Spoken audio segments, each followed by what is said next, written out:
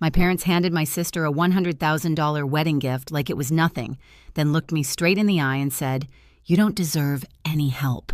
That was the night I walked out and cut every line connecting us. I built my life in silence, no calls, no updates, just work and grit. 3 years later, my sister slowed her car in front of my $2 million home and called our mother, sobbing, asking why I had what she didn't. But the real twist isn't the house she saw that day. It's what she never expected to find behind the door. I grew up in a house where perfection wasn't just encouraged, it was required.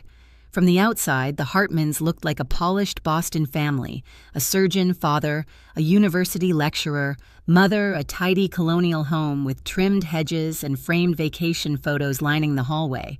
But inside, there was a quiet hierarchy everyone understood without it ever being spoken.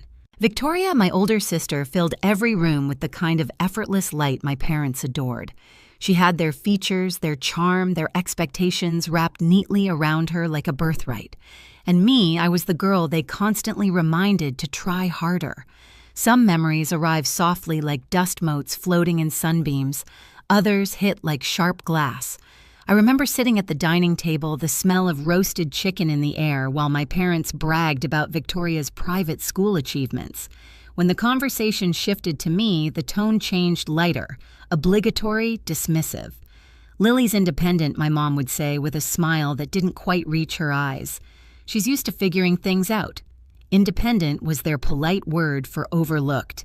I started working at 16, saving every spare dollar in a chipped jar under my bed. Meanwhile, Victoria got a brand new car with a bow on top and a celebratory dinner.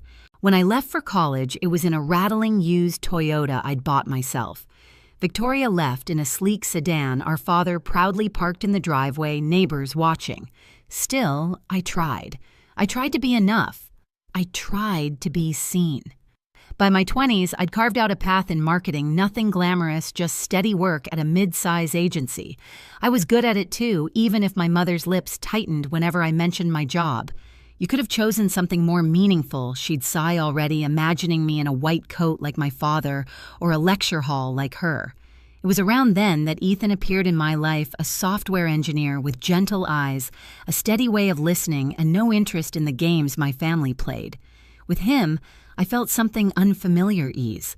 He didn't see me as the shadow sister or the family disappointment. He saw me, entirely. I hoped naively that my family would see him too. But the first time I brought him home for Thanksgiving, the temperature in the room dropped. My father sized him up in seconds. My mother asked questions that sounded like compliments, but weren't. And Victoria, glowing in her engagement ring, gave Ethan a polite, bored smile before diving into another story about Andrew's remarkable connections. I tried to ignore the feeling building in my chest, that familiar tightening, that quiet, practiced acceptance of being second. But something shifted that night when my father tapped his glass for attention and launched into a congratulatory speech about Victoria's upcoming wedding. The pride in his voice was warm and rich, a warmth I had never once felt turn toward me. I didn't know it then, but that dinner was the first tremor. The real break was still coming. The breaking point didn't arrive with an explosion. It came quietly disguised as a Sunday dinner my parents claimed was just to talk. Ethan and I arrived with a bottle of wine and cautious optimism. I kept telling myself this was a chance, maybe the chance to feel like part of the family instead of a footnote. But the moment we stepped into the dining room, I felt it, the stiffness in the air, the way my mother's smile faltered before settling into something too polite. The table was set simply no celebration in sight. My father didn't even look up from his glass when he greeted us. We made small talk while the lasagna cooled on the counter, weather traffic Ethan's job. Not a single question about our engagement. Not one. Finally, when my mother poured coffee, I took a breath and said, "We wanted to talk about the wedding. We're keeping it small, but we hoped maybe you'd want to be involved." My father set down his mug with a soft click. And what exactly does that mean? The tone in his voice wasn't confusion, it was accusation. Ethan leaned forward steady. "We're not expecting anything. Just thought a conversation would be respectful." My mother folded her hands. "Respectful is following the traditions of this family. Victoria understands that. She always has." There it was, the comparison sharpened to a blade. I swallowed. We're not asking for $100,000. Just support." My father exhaled through his nose, irritation radiating off him. "Lily, your sister has made choices aligned with our values. She's marrying someone of her standing. She's invested in maintaining our family's reputation." My mother's voice followed like a second blow. "You haven't." Ethan straightened beside me, but I lifted a hand. "Don't." I needed to hear this. Maybe I always had. My father looked me directly in the eye, the surgeon precision in his tone. "You don't deserve any help." The words landed like a dropped scalpel, cold, exact, irrevocable. Something inside me went still, not shattered, not broken, just still like water moments before it freezes. Ethan said something I don't remember what. My mother added a soft, "It's for your own good," which was almost worse. Victoria wasn't even there, but somehow she filled the room anyway, her framed photos on the wall, her perfect life held up as the silent justification for my punishment. I placed my napkin on the table. "We should go." My mother reached out too late, murmuring my name, but there was no warmth in it, no regret, just habit. On the drive home, Ethan held my hand, thumb brushing over my knuckles, but I barely felt it. My father's words echoed in loops, settling into places I didn't know were still vulnerable. "You don't deserve any help." By morning, the echo had hardened into resolve. I blocked their numbers, deleted our family group chat, removed myself from every thread of obligation I'd been clutching out of hope. And then I walked forward into a life where I wouldn't wait for them to see me. Cutting contact sounded dramatic when I said it out loud, but in practice, it looked strangely ordinary. I woke up that Monday, made coffee, and sat at the small kitchen table beside Ethan. The morning light came through the blinds in narrow stripes. I opened my phone, stared at my family, thread photos of vacations I wasn't invited to, updates about Victoria's wedding I'd read with quiet hope, and tapped "Leave conversation." The screen blinked. Gone. Then I blocked my parents. Blocked Victoria. My chest tightened, but it didn't break. It felt like undoing a knot I'd been carrying for years. "Are you sure?" Ethan asked gently. "No," I admitted. "But I know I can't keep living like that." And so I didn't. Instead, I threw myself into work. My agency was understaffed and overworked, perfect for someone desperate to stay busy. I pitched new ideas, took on more clients, and discovered I wasn't just good at marketing, I was exceptional. I understood people. I understood stories. And clients noticed. 3 months in, I was promoted. 6 months in a major company requested me specifically. A year later, I quit and launched my own digital startup with 2 coworkers who believed in me more than my family ever had. We worked out of a tiny office above a coffee shop, the kind of place where the heater rattled in the winter and the windows fogged in the rain. But the energy was electric. Every day felt like building something out of thin air, something that belonged entirely to me. Ethan was there through it all, showing up with takeout late-night pep talks or a quiet hug when the pressure felt crushing. He never resented my ambition. He fueled it. By the second year, our client list had tripled. We weren't just surviving, we were thriving. Investors started reaching out. I'd stare at their emails and think about my father's voice telling me what I didn't deserve. Funny how success sounds different when you earn it in silence. Meanwhile, my parents remained exactly where I left them, far away. No birthday cards, no just checking in, nothing. Their absence strangely became a kind of clarity, a relief. Ethan proposed the night we signed our first big contract. No elaborate setup, no staged photos, just the 2 of us on our apartment balcony, the city humming below. He held out a simple ring and said, "I want to build a life with you, one that doesn't hurt." I cried, not because of the proposal, but because for the first time in my life, someone chose me without conditions. And when we bought our home, a modern, glass-lined place in the hills outside the city, it wasn't meant to impress anyone. It wasn't a trophy. It wasn't revenge. It was proof. Proof that choosing myself hadn't ruined anything. Proof that I wasn't who my parents said I was. Proof that life could grow in the very space they abandoned. We moved in on a warm summer evening. The sunset hit the windows and filled the house with gold. Ethan wrapped his arm around my waist and whispered, "This is only the beginning." I believed him. But I didn't know that miles away someone else was about to find my address, someone whose curiosity wasn't innocent at all. I didn't know anything was wrong until Sophia texted me one quiet Saturday morning. "Hey, was that your sister driving past your house?" I froze mid-sip of coffee. Sophia lived a few houses down. She'd met Victoria once at our wedding. She knew exactly what she was seeing. Before I could reply, another message popped up. She stopped across the street, just staring, then sped off. A cold prickle worked its way up my spine.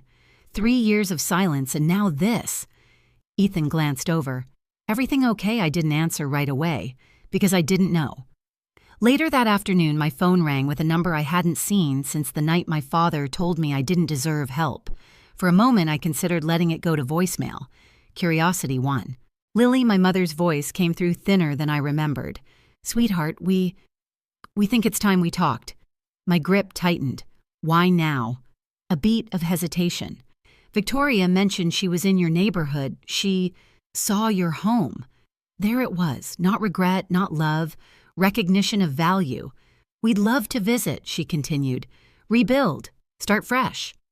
"Fine," I said. "This Saturday, 2:00. When I hung up, Ethan was already watching me. "You ready for this?" "No," I admitted, "but I'm done running from ghosts." Saturday arrived bright and polished, as if the sky itself wanted to watch the show. Ethan and I set out coffee and pastries on the patio, neutral hospitality, nothing intimate. I wasn't offering closeness, just space. At 1:58, security called. "A family of 3 for you, Ms. Hartman." A black sedan rolled up the driveway. My father stepped out first, shoulders, stiff silver hair catching the light. My mother followed, smiling too widely. And then Victoria, looking smaller than I remembered, clutching her purse like a life raft. I opened the door. "Come in." My mother's eyes darted around the foyer. "Your home is lovely." I nodded. "Let's sit outside." We moved to the patio, sunlight hitting the glass railing. It was peaceful. Too peaceful for the storm I knew was coming. My father cleared his throat. "Lily, we're glad you agreed to see us. It's been too long. You chose the silence," I said softly. An awkward beat. My mother jumped in. "Families make mistakes, but we're here now and we'd like to reconnect." I studied her carefully. "Why?" She blinked. "Because we miss you. That all." Another silence, longer, heavier. Then my father said it. "The real reason. We've hit some financial difficulties." My stomach dropped, but not from shock. "Of course," he continued, voice tight. "The settlement from the malpractice case took more than expected. And I'm consulting now, but rebuilding my name is challenging." My mother leaned forward. "And Andrew, well, his startup could take off with the right investor, someone with resources." Victoria finally spoke, her voice small. "We thought maybe you could help." There it was. Not love, not apology, need. "I see," I said quietly. My mother smiled, relieved. "We knew you'd understand. Family supports family, just like we supported Victoria's wedding." My jaw tightened. Ethan's hand brushed mine under the table. My father continued. 200,000 would get us through this year, and another 200 to help Andrew launch properly. My mother nodded enthusiastically. "It's nothing to someone living in a house like this." A soft buzzing began in my ears, not anger, just clarity. A clarity I'd never had as a child kneeling in their shadow. "Before we continue," I said, "there's something you should know." 3 pairs of eyes lifted to me. "Victoria drove by my house earlier this week. She called you crying. Why does she have that?" Victoria's face flushed pink. Mom told you no. Someone who actually cares about me did." My father's jaw hardened. "Lily, that's enough." "No," I said. "It isn't." For the first time, I looked at them without searching for approval, without shrinking myself. "You didn't come because you missed me. You came because you realized I became something without you, and now you want a piece of it." My mother gasped. "How can you say that?" "Because for 28 years, I replied your love depended on how well I mirrored your expectations. And when I stopped mirroring them, you cut me off long before I cut you." My father leaned forward. "You are being dramatic. We did everything for you." I held his gaze. You gave Victoria a life of open doors. You gave me a lesson: earn everything yourself or get nothing. So I did. And now you want what I built." Victoria's eyes suddenly glistened. "Lily, we're family." I softened, not for her, but for the child she carried who hadn't asked for any of this. "I'm not giving you money," I said. "Not for the lawsuit, not for Andrew's venture, not for past debts or imagined obligations." My mother stood abruptly. "After everything we gave you gave me standards I could never meet," I said gently, "and pain that pushed me to build a life without you." They stared at me, stunned by the calm. But I continued, turning to Victoria. "I will do one thing. I'll set up an education fund for your baby. It will be in the child's name only. No withdrawals for anything else." Victoria's lips parted. "You'd do that?" "Yes, because your child deserves a future untouched by this dysfunction." My father scoffed. "You think you can dictate terms to us? I'm not dictating anything," I said. "I'm choosing boundaries." I stood, signaling the end. "You came here for money. And you're leaving with something better clarity. You don't have access to me anymore. Not my resources, not my time, not my peace." My mother's voice wavered. "You'll regret this when we're gone." "I regretted trying to earn your love for years," I replied. "I'm done regretting things that keep me small." Ethan opened the door for them. One by one, they walked past him. My father stiff with anger, my mother trembling with disbelief. And Victoria, who paused, really paused, and whispered, "Thank you for the fund." When the car disappeared down the hill, I finally exhaled. The sun warmed my back. The house stood quiet, steady, earned. Ethan slipped an arm around me. "You okay?" I nodded. "I think this is the first time I've ever been okay. Because real revenge isn't cruelty, it's peace they can't touch." In the days after they left, the house felt different, lighter, as if someone had opened every window and let the past drift out. I kept waiting for the familiar sting of guilt or the ache of second-guessing, but neither came. Instead, there was a quiet steadiness in my chest, a sense of having stepped into the life I was meant to live.